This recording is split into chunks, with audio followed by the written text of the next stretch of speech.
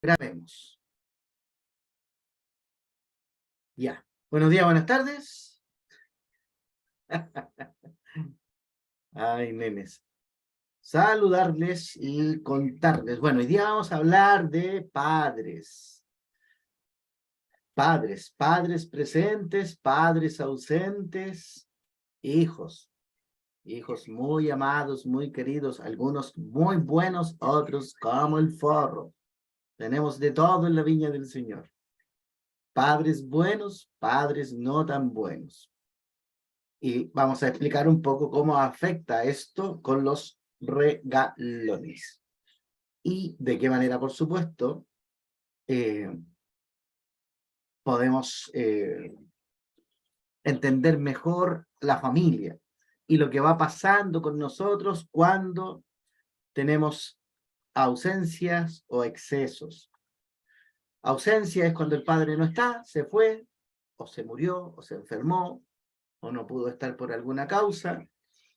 Cuando hablo de excesos, me refiero a la sobreprotección, la necesidad de estar siempre presente, de querer resolverlo todo, como hay padres que arruinan las personalidades de sus hijos y les provocan enfermedades, y los papis sobreprotectores no se dan cuenta porque nos han hecho creer que ser buen papá es estar encima de los niños, y la verdad es que no es cierto.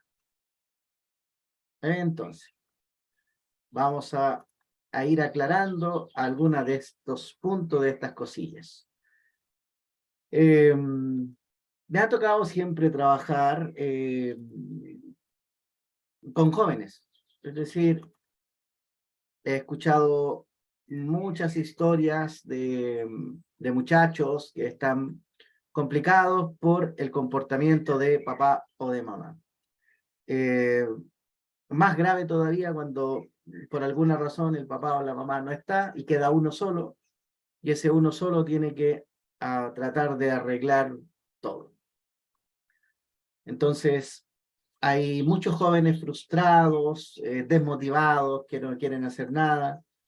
Hay programas académicos que, por supuesto, intentan incentivar técnicas de estudio, y le vamos enseñando a los muchachos herramientas técnicas de estudio, mejora el dormir, el descanso, la alimentación, pero hay cosas básicas que para un estudiante no se abordan.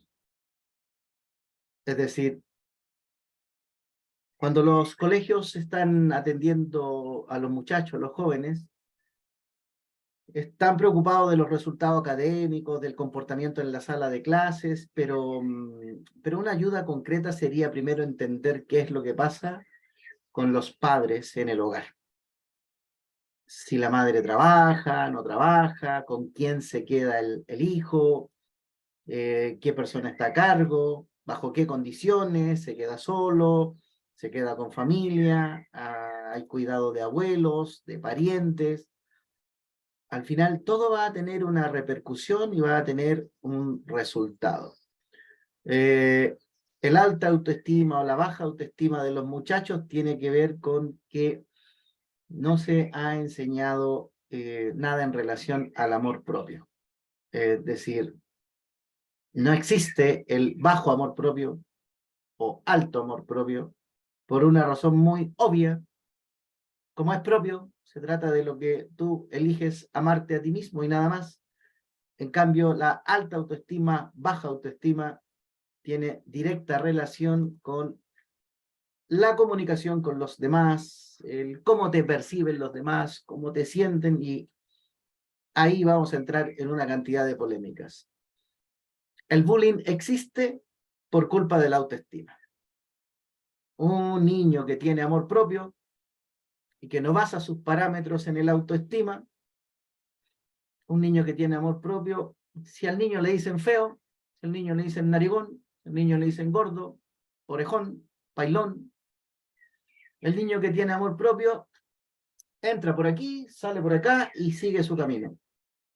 En cambio, el que se está rigiendo por el autoestima, Pucha, pero es que miren lo que me dijo mi compañero. Me dijo gordo, me dijo narigón, me dijo orejón. El autoestima está hecha para hacernos creer que el resto tiene que valorarte o reconocerte. Y en la energía no funciona así. Cuatro ojos. Ah, cuatro ojos, le dijo cuatro ojos. ¿Qué pasa con el cara de auto? ¿Qué pasa cuando nosotros en tiempos antiguos nos decíamos apodos? En aquel tiempo existía el amor propio. En aquel tiempo no se hablaba de autoestima de la forma que se hace ahora.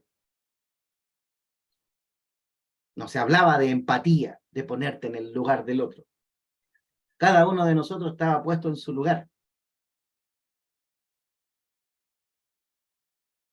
Y desde ese enfoque, por supuesto que fuimos perdiendo camino, fuimos perdiendo ruta. ¿Se imaginan que como padres nos hubiesen enseñado? Vamos a hacer un ejercicio súper simple. ¿Eh? Vamos a, de una manera gráfica y para ejemplificar, imaginen que ustedes son los hijos y yo represento a la voz del padre. Y entonces, como papá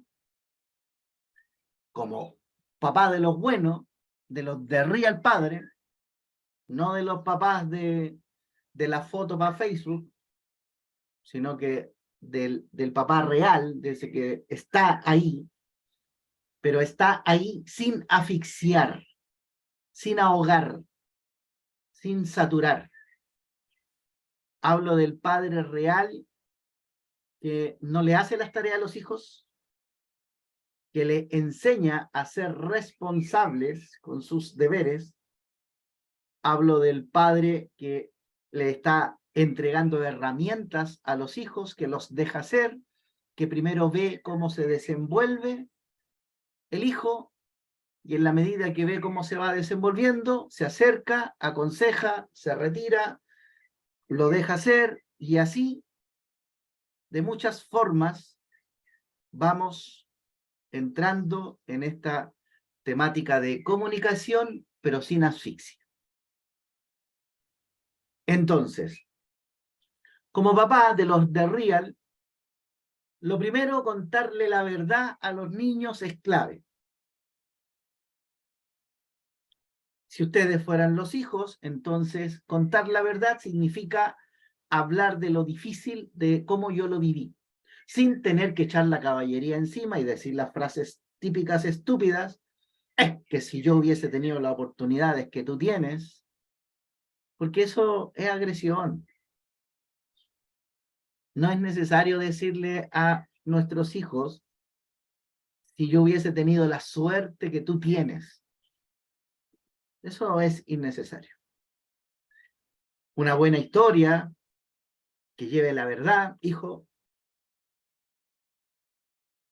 Yo me crié con los abuelos, mi mamá tenía que trabajar, mi padre me abandonó, se fue. Las circunstancias en las que yo tuve que enfrentar la infancia fue diferente. No es como la vida que tú tienes, que tú tienes a la mamá, me tienes a mí, y que en conjunto estamos aquí para apoyarte. Como no tengo la experiencia de haber tenido un papá, no tengo idea si lo voy a hacer bien, si lo voy a hacer mal, solo quiero que cuentes conmigo para lo que tú necesites. No puedo vivir la vida por ti, no puedo estar en el colegio por ti, no puedo responder las pruebas por ti, no puedo hacer tus trabajos, tus deberes, pero si hay algo que no entiendes, búscame, búscame, búscame. Lo repito porque los padres están encima de los hijos. Ahí al tiro cruzan límites. Sobreprotección.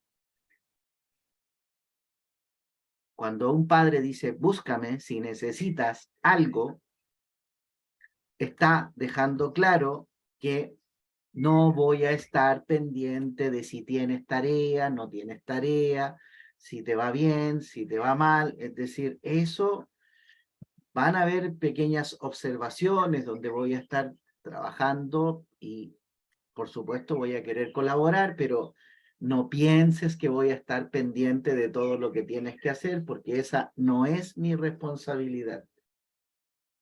Hay una responsabilidad que es tuya porque usted está estudiando, son sus tareas, son sus trabajos. Mi deber como padre es proporcionarle los recursos y los materiales que usted necesita. Si usted no me dice que necesita materiales, no se le vaya a ocurrir pensar que yo el día domingo a última hora voy a estar comprando los materiales porque si no me avisa con tiempo y yo no me organizo, no puedo estar el día domingo cuando está todo cerrado comprando materiales, lo que significa que si el día lunes usted llega sin material y se saca una mala calificación, esa responsabilidad es suya. Solo me podría reclamar si usted me dijo hace una semana lo de los materiales y yo como padre me olvidé. Si los padres fuéramos rayando la cancha desde el inicio y fuéramos estableciendo estas reglas claras, por supuesto que tendríamos hijos autosuficientes, que cada cierta etapa estarían sintiendo que ellos tienen las competencias y las capacidades para ir resolviendo problemas y volverse alumnos dignos. Cuando digo dignos, me refiero a un alumno promedio, no me refiero al niño 7. Porque querer que tu hijo sea el mejor del curso y poner exigencia, eso es innecesario. Si el niño tiene buen rendimiento y pasa todos los ramos sin necesidad de que pase con la excelencia de ser el mejor del curso y no hay presión, es muy probable que el niño, al no sentir esa presión, se convierta en el mejor del curso, pero no porque tú se lo pides, se convierta en el mejor del curso porque él disfruta lo que está haciendo, porque cada vez se va demostrando a sí mismo que él puede. Y como no me lo tiene que demostrar a mí, se lo tiene que demostrar a él mismo. La edad, pregunta la José. José, mira, la edad idónea para partir con esto es cuando el niño inicia el periodo escolar. Es decir, el niño va a kinder y desde pequeño le vamos forjando esta idea. Por supuesto que cuando son tan chiquititos, obviamente yo me voy a tener que encargar de esto, pero le tengo que forjar el sentido de la responsabilidad. Entonces lo que hacemos es pescamos las cositas que necesita, su bolsito con los cuadernos, lo dejamos en un lugar visible donde el hijo pueda ir por sus cosas y cuando te llegue el momento de ir a clase, nos paramos en la puerta y le pedimos que traiga sus cosas. Esa es una manera de hacerlo. ¿Dónde están su bolsito y sus cuadernos, sus lápices? El niño va a recordar que tú le dijiste que eso estaba en X lugar. Entonces, cuando el chiquitito va a buscar su bolsito, que sabe que está en X lugar, entonces él ya empieza a tomar el hábito de él ir por sus cosas, las toma y él llega hasta la puerta contigo. Cuando llega contigo, le preguntas, ¿tienes todo? El niño va a responder que sí. Ese es el momento en el que empezamos el proceso educativo y el forjar una conciencia de autosuficiencia, que él sienta que él puede. Como padre, cuando el niño me dice, papá, tengo frío, entonces, como padre, para ir forjando esta autonomía en el niño, entonces voy donde está su mueble, no importa si es cómoda, closet, voy donde está su ropita, le muestro dónde está su ropita doblada, limpia, y le pregunto, ¿qué te gustaría usar? Y le permito que él elija si va a elegir polerón, si va a elegir chaqueta, si va a elegir polera, los niños en su inocencia probablemente elijan algo que al inicio no sea tan abrigadito. Es decir, no lo saben todo, obvio. Pero en la medida que dejo que él haga su proceso, capaz que el niño diga tengo frío y vaya a su mueble y en vez de sacar un abrigo real, saque algo que no es tan abrigado. Pero ojo, pero si él lo eligió, tengo que dejar que elija. Entonces, supongamos que se equivocó y en vez de sacar un chaleco, sacó una polera. Le pregunto, ¿crees que eso te va a abrigar? Si el niño me dice sí, bueno, adelante, abrígate con eso y dejo que el niño viva la experiencia de haberse abrigado con lo que él eligió. Luego, cuando el niño se da cuenta que todavía tiene frío, entonces le pregunto, ¿y entonces quieres cambiar? ¿Quieres elegir algo más abrigado? Y entonces ahora le empiezo a enseñar, mira, esto es más abrigado, esto es menos abrigado, y de esa manera en la infancia temprana vamos creando estos hábitos de sobrevivencia. Le enseño cómo él, desde sus capacidades, por supuesto, puede ir y buscar las cosas que necesita. Un padre que va entregando herramientas, este es el que va a tener un hijo que va a querer estudiar solo, va a querer preparar sus temas solo. Es decir, cuando se va creando al tiro esta conciencia y esta dinámica de tú puedes, lo mismo hago con sus colaciones, elijo sus frutitas, sus cereales o lo que yo elija, depende de cómo estoy nutriendo al hijo. Entonces les voy enseñando dónde van quedando las cosas que él necesita. Si el niño dice, papá, tengo hambre, entonces voy y le muestro dónde está el alimento. ¿Qué ha sido el error que no nos ha permitido hacer que los niños crezcan autosuficientes o empoderados? Que probablemente cuando el niño estaba acostadito en la cama o tendido ahí en el sillón, dijo, mamá, tengo sed, y la mamá corrió a traerle agüita al niño. Entonces la mamá corrió a traerle algo de comer al niño. Entonces, ¿qué es lo que creó en la conciencia el hijo? Creó en la conciencia de que si yo pido, me traen. Si yo necesito, me traen. Tengo frío, me traen chaqueta. Tengo hambre, me traen de comer. Tengo sed, me traen de beber.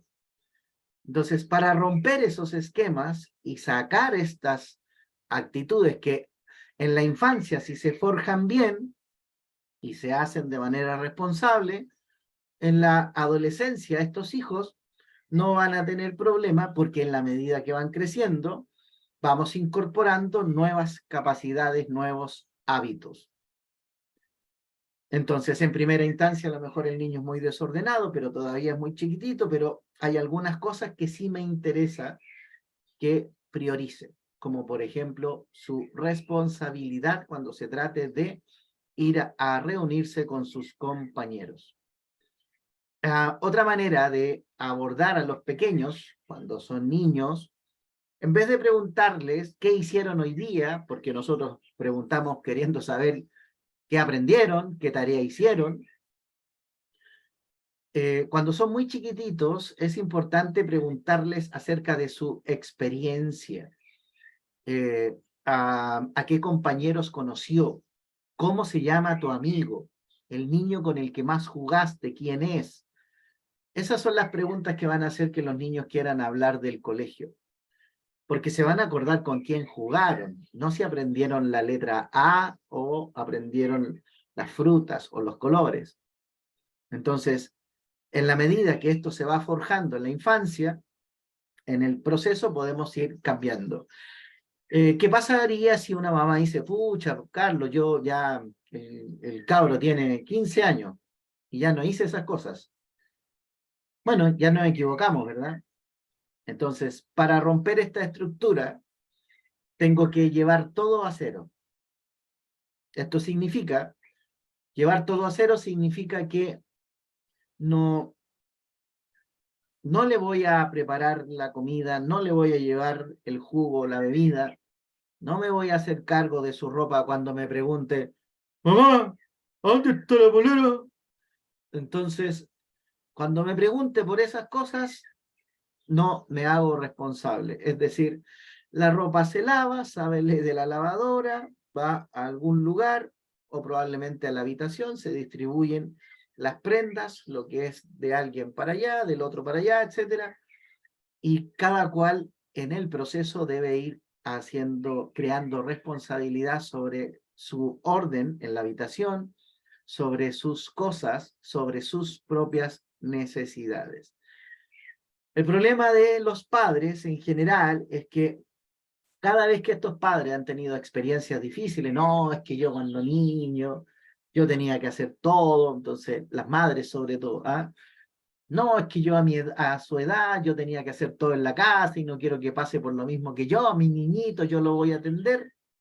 Si eres de la madre que piensa, mi niñito, yo lo voy a atender, el niño va en algún momento a pasarte una factura gorda porque no va a querer hacer lo evidente, lo obvio, lo lógico. Estos temas nunca pasan de moda, lamentablemente, porque todo el tiempo los padres están viviendo este tipo de eventos y situaciones. De la comunicación proviene el amor propio que tenga el niño hacia sí mismo, y si barajamos todo, si nuestras frases son, ya, pórtate bien para que la profesora esté contenta, esa frase es una frase típica de autoestima. Gánate el respeto de la profesora. Por lo tanto, gánate el respeto de los compañeros. Que te importe que la profesora te vea que tú eres obediente y te portas bien. Eso está súper lejos del amor propio. Entonces, los padres no hemos enseñado amor propio a los hijos. Hemos enseñado a tener alta o baja autoestima. Cuando el niño se cree el cuento y tiene alta autoestima, se siente dueño del mundo. Cae sin darse cuenta en la arrogancia, en el egocentrismo, cree que porque es él, tienen que todo el mundo correr, porque le enseñamos mal el autoestima. Entonces, si por el contrario no los atendemos, los dejamos de lado y le hacemos sentir que no valen nada, entonces estamos construyendo baja autoestima. El autoestima lamentablemente entra en la línea de todo lo que es excesos y ausencias. En el amor propio, como no existe el alto amor propio, bajo amor propio, el amor propio tiene que ver contigo. Entonces, en vez de decirle a los niños, pórtate bien para que la profesora esté contenta y te saque buenas notas y te quiera, le digo a los hijos, les decimos frases como, tienes que estar tranquilo, confía en ti, tú puedes, si tú respetas a los demás, ellos te van a respetar. Y desde esta premisa vamos a ir creando el concepto de amor propio. Cuando llegue el hijo y nos diga, mamá, papá, hubo un niño en el colegio que no me respetó, me dijo tal cosa o me agredió, en ese minuto, a ver, hijo, entonces le tengo que enseñar a defenderse. ¿Qué es lo que te dijeron? ¿Cómo es la forma en que te lo dijeron? Y aquí es donde vamos forjando entonces esta conciencia de todo hacia ti. Si le preguntamos al hijo, a ver, para que te haya dicho eso, ¿le faltaste el respeto? ¿Te burlaste de él o de ella? ¿Le dijiste algo feo? Entonces, si lo hiciste, tienes que asumir. Porque si tú le dijiste guatona a tu compañera, tienes que hacerte responsable de lo que hiciste. Has dicho esto, entonces ella se defendió, y como se defendió, te agredió con estas palabras, con estas frases. Si existiera una escuela de padres, ¿ya? Estas son las cosas que yo querría que se fueran enseñando en la infancia.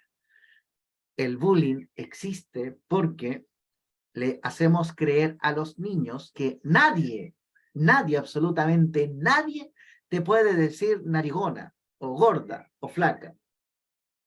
Y en la práctica eso no es cierto, porque allá afuera hay un mundo salvaje donde los niños están maltratados, vienen de familias disfuncionales, y lo que saben hacer los niños que vienen de familias disfuncionales es herir, criticar, burlarse. Pero cuando yo como padre le estoy diciendo, mira hijo, en el colegio siempre van a haber niños, algunos prudentes, ordenados, que van a querer cumplir con la clase, van a ser los responsables, los estudiosos, lo que les va bien, pero va a haber otro grupo de niños que son los niños que lo están pasando mal. Cuando un niño es agresivo, es violento, probablemente está viviendo algún tipo de agresión en su hogar. Esto es lo que hay que identificar. Como tú ves, en esta casa no nos gritamos, no nos maltratamos, no nos faltamos el respeto, pero si hay un niño que lo está haciendo, es probable que él en su hogar esté viviendo algún tipo de ejemplo de maltrato. A lo mejor tiene un papá que se emborracha o que maltrata a la mamá, o ellos se gritan entre ellos, y si eso fuera así, eso explicaría por qué tu compañero necesita de manera muy violenta y agresiva estar peleando y maltratando a los demás. Pero tú no te preocupes por esto, ese es el problema que tiene el niño al otro lado que está viviendo con esta familia que probablemente no le está aportando cariño, contención, protección, no es igual que tú, que aquí tienes a tu mamá, tienes a tu papá, nosotros estamos aquí para protegerte, de hecho, vamos a plantear esto en el colegio para que busquemos soluciones alternativas, vamos a pedir al colegio que busque algún tipo de tratamiento, de asesoría para el niño que está maltratando, para entender cuál es su situación en el hogar, y que una vez que comprendamos esto, podamos terminar con estas agresiones de este niño. Y así le ayudamos a la familia de Pepito, que probablemente está viviendo alguna situación de conflicto. Si estas fueran nuestras conversaciones, si esta fuera la forma en que nos vamos planteando, no es lo mismo decirle al niño, nadie te puede decir esto, y le vamos por la vía de lo grave, y lo vamos sensibilizando más, porque en su cabeza, si nosotros decimos que nadie le puede decir cosas feas, el niño, bajo esa premisa, va a querer que nadie le diga cosas feas. Pero cuando se enfrente a las cosas feas, no va a saber qué hacer porque su impotencia de que le estén diciendo cosas feas y que no funciona el que le hayan dicho que nadie le tenía que decir cosas feas. Pero sí funciona para la comprensión del niño, el que, a ver, este niño que me está agrediendo, es cierto, su papá no está, se fue de la casa, se peleó con su mamá, él ha dicho estas cosas. Cuando el niño entiende por qué existe alguien que está dañando, porque está dañado, el niño automáticamente ya no se lo toma personal.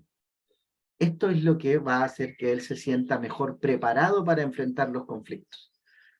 Entonces, cada vez que los colegios ponen restricciones excesivas, estas restricciones excesivas, en vez de facilitar que los niños se empoderen y se vuelvan más seguros, mientras más restricciones hay, más inseguro el lugar donde se encuentra estudiando.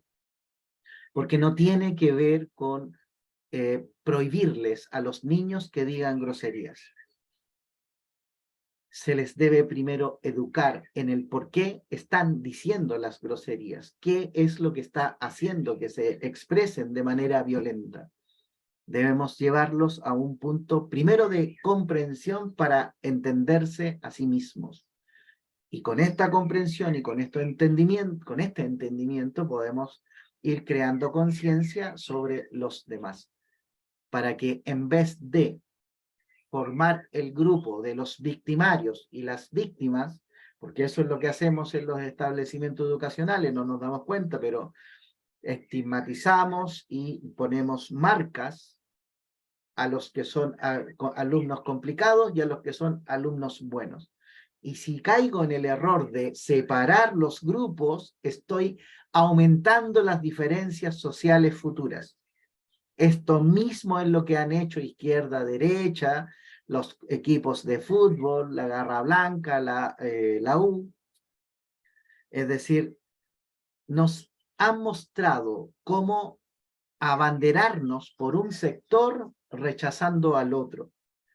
Por esta razón, nuestra sociedad no se pone de acuerdo y la política, mientras nosotros no nos pongamos de acuerdo, la política hace lo que quiera con nuestras vidas y los estúpidos políticos que están de acuerdo ellos arreglan las leyes a su favor y nosotros quedamos en el medio lleno de problemas, controles, restricciones y a merced de la estupidez que a ellos se les ocurra. Entonces, ok, siguiente paso. Me doy cuenta que mi hijo no tiene la inteligencia que tiene otro de sus compañeros. Es decir, me doy cuenta que mi hijo no quiere estudiar, no quiere trabajar, no se siente motivado, no se siente inspirado. Mi hijo en su curso tienen 3 niños Mateos y esos 3 niños genios siempre son los que están destacando, siempre son los que levantan la mano y preguntan, siempre son los que participan, siempre son los que se llevan las flores, los títulos, los premios. Entonces tengo a mi hijo en medio de una clase donde ya los Mateos marcaron su territorio.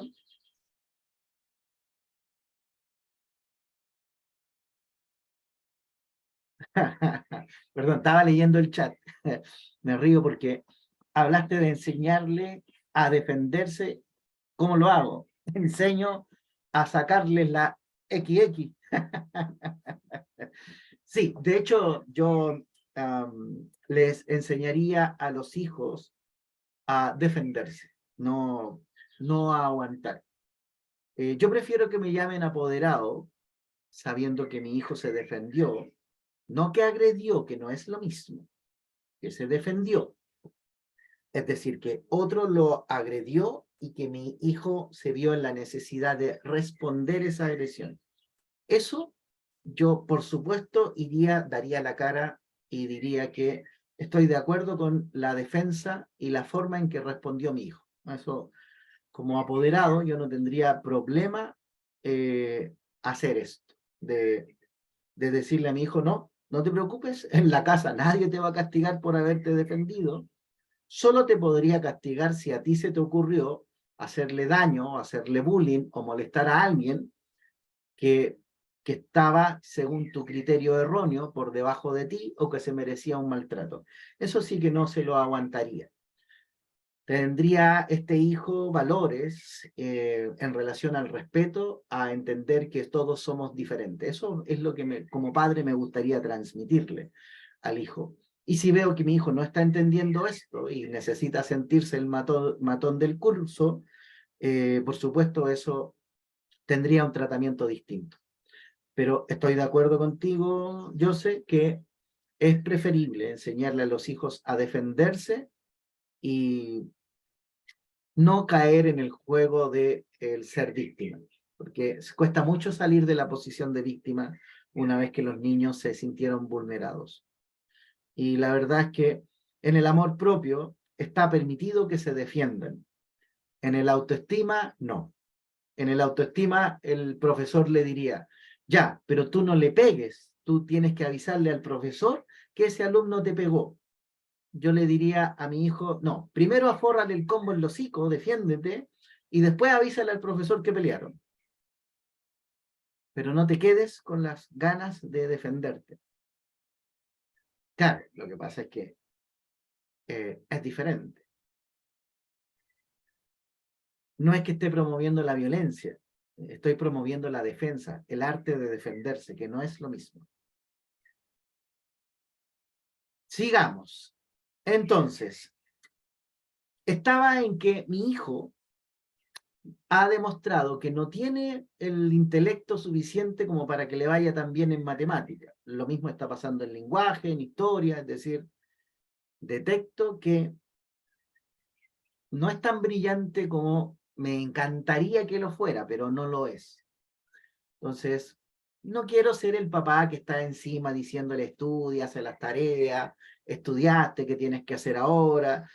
Ya saca el cuaderno, te voy a ayudar. No, no, ese papá apestoso que está encima, que termina prácticamente haciendo la tarea del hijo, no, eso yo no lo recomendaría por ningún motivo. Si te conviertes en el papá que apesta a tu hijo y que estás ahí encima, tú tomando el lápiz para hacer por él lo que él no quiere hacer, solo estarías reforzando el hijo como tú no puedes, yo lo tengo que hacer por ti.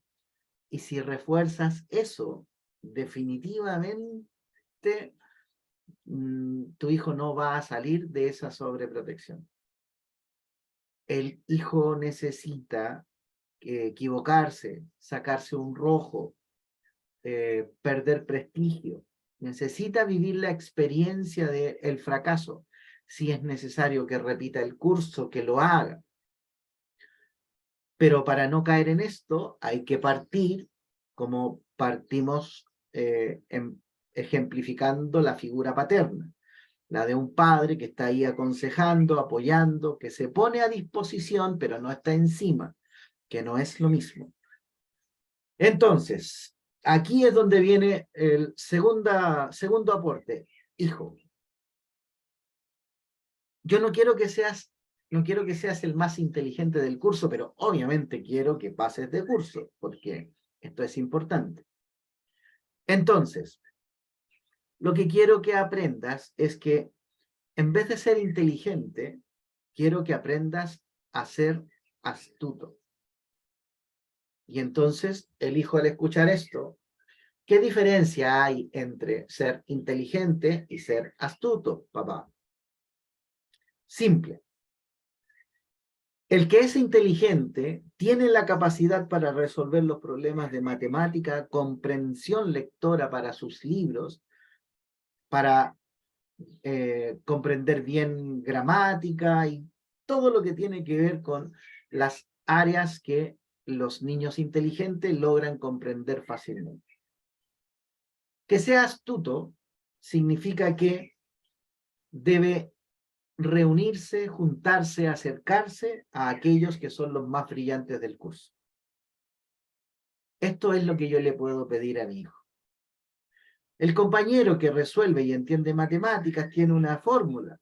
Algo en su cerebro está haciendo que comprenda mejor. Entonces, hay que pedirle a los compañeros más inteligentes que nos enseñen sus fórmulas para que conozcamos bien cómo funciona o cómo están resolviendo los conflictos. Una vez que mi hijo entendió que tiene que aprender del mejor alumno de matemáticas, y ojo, solo matemáticas, porque si tengo uno que es bueno para inglés, otro que es bueno para el lenguaje, otro que es bueno en arte, otro que es bueno en música, mi hijo tiene que tener, o le enseño a que adquiera la capacidad de reconocer a los que son buenos en las distintas materias. Si le hago, lo que hacemos los papás normalmente en general es que cuando vemos que hay un alumno que le va bien, queremos que nuestro hijo se junte con el que le va mejor del curso. Pero eso tiene una dificultad.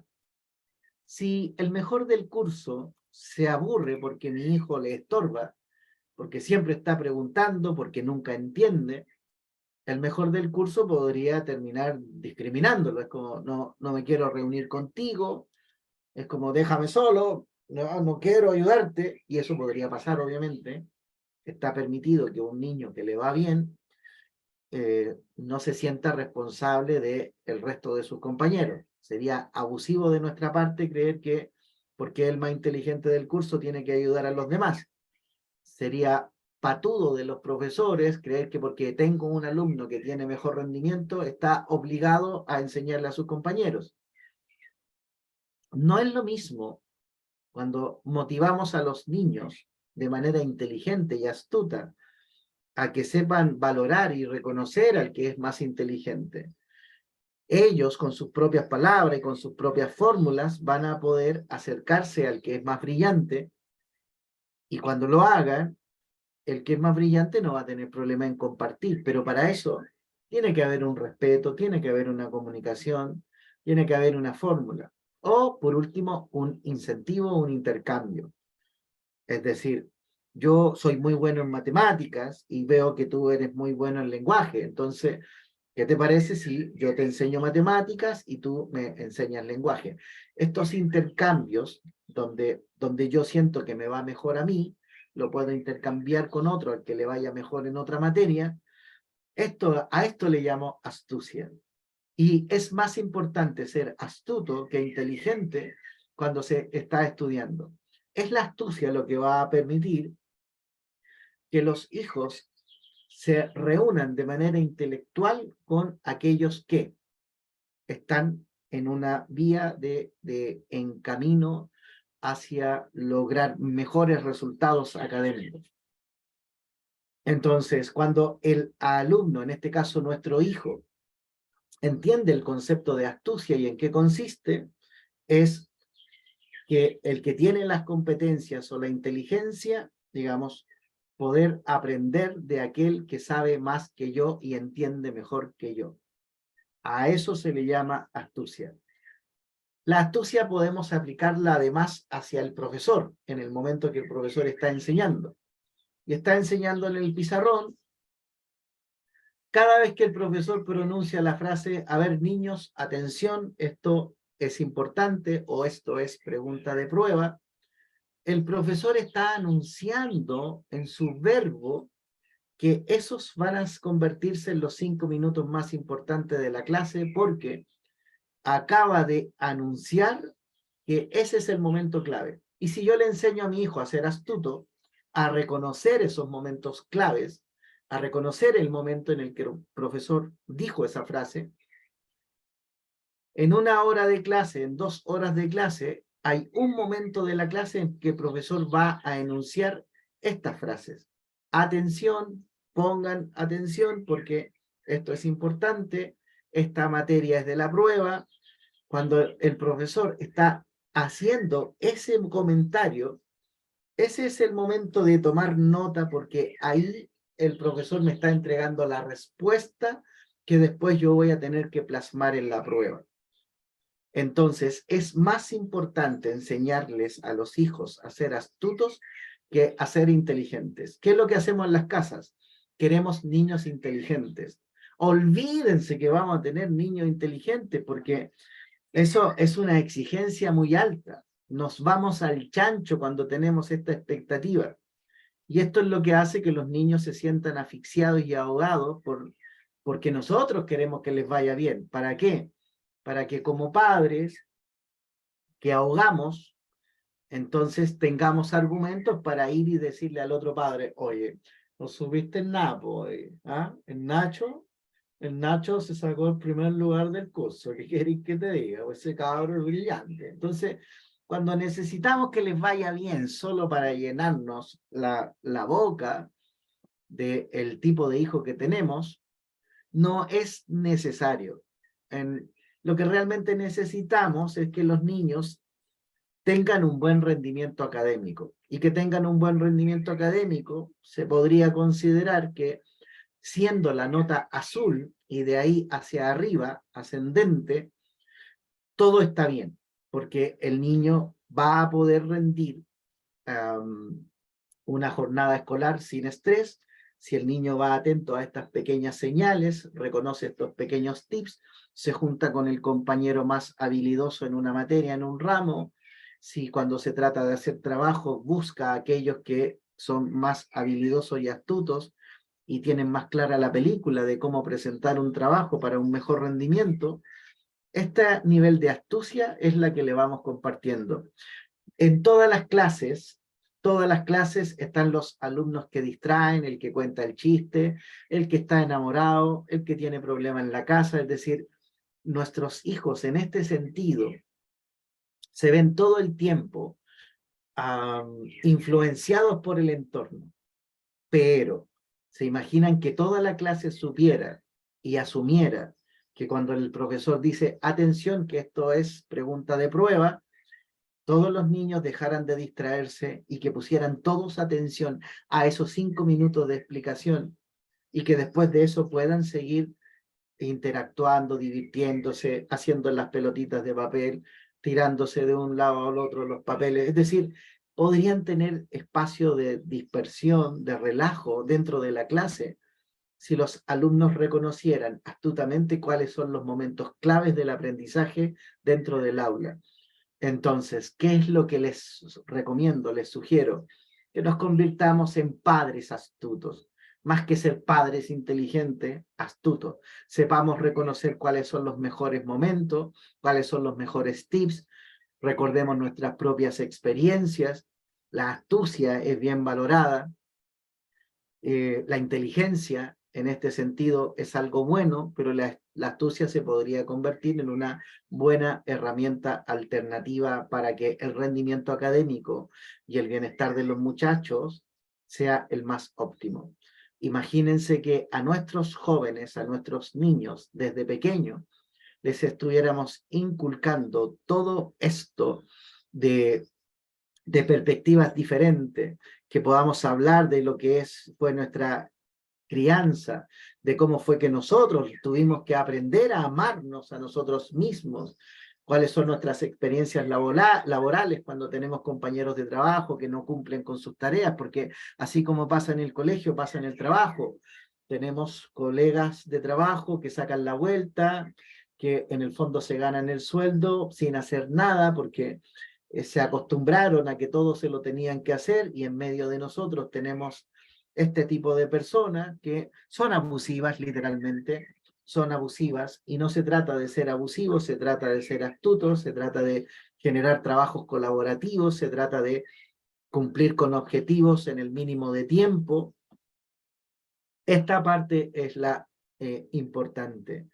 Entonces, no le enseño a mi hijo, a mi hija, a que sea empático o empática. No te pongas en el lugar del otro, solo ponte en tu lugar. Y respetando y poniéndote en tu lugar, ¿de qué forma tú quieres aprender? ¿De qué forma tú quieres avanzar? No es lo mismo enseñar empatía, que es aprender cómo el otro piensa, cómo el otro siente, que enseñar a nuestros hijos comprensión. Comprendamos al compañero agresivo, el que está haciendo bullying, algo debe estar pasando allá, no te tomes nada personal, tranquilo, qué bueno que nos dijiste, vamos a hacernos cargo de esto, vamos a conversar con el profesor, vamos a buscar ayuda del psicólogo del colegio o de alguien que trabaje con nosotros para entender qué situación está viviendo el alumno agresivo, y de esta manera vamos a ir resolviendo todos los obstáculos que se nos van presentando. La astucia y la inteligencia es un arte, ser astuto y saber elegir y discernir el momento clave que es el que verdaderamente vale dentro de la hora de clase. Entonces, imagínense que le estoy enseñando a mi hijo la importancia de ser ambicioso. Sea ambicioso, si usted quiere sacarse un 7, haga todo lo que usted sienta que quiere hacer por ese 7. Pero recuerde que ese 7 es para usted, no es para mí. No es para que yo me vaya a lucir con tus notas delante de los otros padres. Este es un resultado académico que te pertenece, es tu responsabilidad, es tu deber como estudiante. Mi deber como padre es hacer que no te falten los recursos necesarios para que tengas todo lo que necesitas, y de esta manera, por supuesto que vas a tener una mejor calidad de vida, vas a poder proteger a tu familia en el futuro, si conoces estas herramientas básicas de cómo crecer, de cómo crear autosuficiencia, de cómo confiar en ti mismo, de valorar quién eres, lo que haces y el por qué lo haces.